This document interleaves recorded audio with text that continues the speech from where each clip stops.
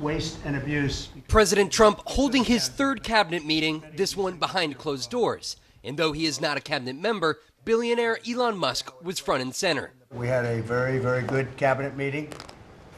We're on our way to some tremendous numbers. Cameras let in at the end of the meeting. Earlier this month, at the cabinet's last convening, the president placed limits on Musk's authority. And according to reports, several cabinet members clashed with Musk's methods. Today, most secretaries praised Musk and his Department of Government Efficiency. With Elon's help eliminating the redundancies, we are streamlining our department.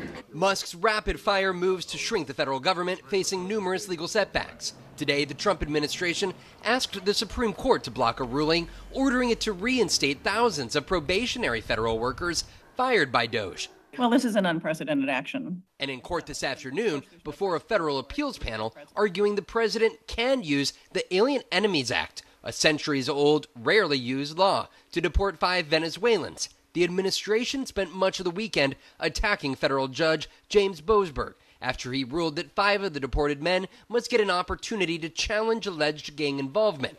The president and allies calling him radical and say he should be impeached. This is an out-of-control judge, a federal judge trying to control our entire foreign policy, and he cannot do it. It takes 2/3 of the Senate to impeach. We know that's not going to happen. When we fight, we win! The administration also facing backlash for a number of its moves: federal worker firings, postal service changes, tariffs, and Teslas. Anger across the country as the president pushes ahead with what he calls his revisioning of the federal government. And there is new scrutiny tonight at the White House on how the editor-in-chief of The Atlantic magazine was added to an encrypted messaging app that included the likes of Vice President J.D. Vance and Defense Secretary Pete Hegseth.